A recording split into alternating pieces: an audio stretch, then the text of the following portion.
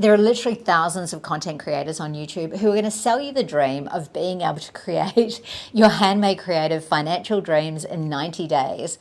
But really, honestly, as a handmade artisan, I beg to differ to say that really, if you want to make this a long-term, stable and sustainable income, then possibly that slower growth is actually what's going to really set you up for success. My name's Lena and I'm the very proud owner of madeit.com.au, where we have over 900 handmade artisans selling through the platform. And really, we're so much more than that. We're a collective of like minds, but we're also set up so that we want you to also learn all the skills and have all the tools so that you can really amplify and simplify your journey with selling online. I think in this super fast-paced world, it would be really easy to sell you the dream or sell you the illusion of making all your sales dreams come true in 90 days. Now, I love the 90 days because reality is that most things take a season at least. But if you're someone that's wanting to get those consistent sales and really see that steady growth, I'm yet to see any handmade artisan business that's been able to achieve that in 90 days. And in fact, I don't even know if it really should be the goal, because when we're talking about not only your business, but also you as an individual and being able to grow with sustainability in mind, but also at a pace in which you're not going to get to burnout, then I think being okay with that slower growth is a really important piece of the puzzle. A friend of mine used this example, this is years ago, and she said, oh, imagine if you had the exact number of sales that you'd like in your business right now. Imagine if I could just magically give you that gift right now and that was what you had. And straight away, I would argue that you probably wouldn't have the systems and processes or even the quantity of stock in place in order for you to be able to actually deliver that. So when we're talking about that growth, which is at a slower pace, I actually think that it also allows us to grow individually in that process as well. And look, I can completely relate to this with Maida as well. I'm someone that has very fast energy, very high expectations, and I'm definitely that success-minded person, right? I want to achieve and I want to get to these certain goals. But I know that really, if we'd had the volume of artisans that we have on the platform now, when I was going through very kind of major tech updates and upgrades and stuff, we really wouldn't have been in a position to be able to handle it. And my skills and knowledge were also growing in that journey as well. So being able to actually be okay with this more organic growth is really a little bit of a sweet spot. Now, one thing that I know can be really challenging when you start off is that often a lot of the work that you're doing, a lot of the reach that you may be having almost seems quite invisible, because you may not be getting the engagement that you want. You may not be getting the sales that you want.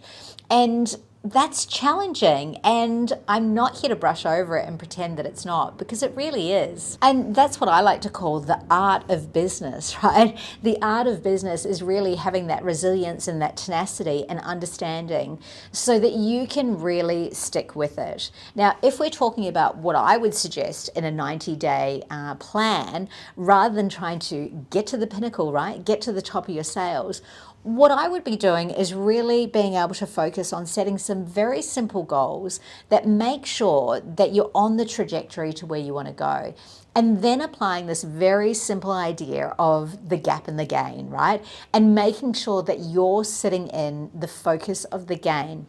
Now, just quickly on what this is, and I've mentioned this in quite a few other videos before as well, but when we're sitting in the gap, it literally means that we may have set a goal for the 90 days, and when we start out at that 90 days, we're sitting there going, oh, I've got all this space to get to where I want to go, right? And then we start going along, we start tracking, and we're like, oh, I'm still far away from the goals that I want to be setting. But when we switch that up and we start to really sit in that attitude and that mindset of the gain, it means that we can look at things differently. And instead of going, I'm so far, the gap, away from what I want to get to, we can look at, but what have I gained in this process? And when I use the word gained, I really mean, what have I learnt in this time? Because part of that organic growth that we do when we start to take a little bit of that slower mindset, being okay with that slow growth, it means that we can truly, deeply learn and understand things. You know, with our masterclasses that we have, and we've had such phenomenal feedback on them. So I'm so grateful. If you've already done one of the masterclasses and you've left an amazing review, I really appreciate it. But the thing is with all of that learning is that you can learn it in the moment, right? You can complete a masterclass and you go, whoa, I've learned, I know all this stuff. But the reality is until you actually start to apply it, that's when the real learning begins, because it means that you get to apply it into real life, into your personal business, and into seeing how it works for you. So when we start to apply those learnings and we can really sit there and go, wow, every 90 days, rather than thinking about what the gap is, what we haven't achieved, what sales we haven't got, we can look back and go, what have I learned? Now, if you're someone's like, I had some engagement targets that I wanted to meet, I wanted people to comment, I wanted them to share. Well, if customers and followers are not doing that, that's your opportunity to then again learn, right? And go, that's interesting.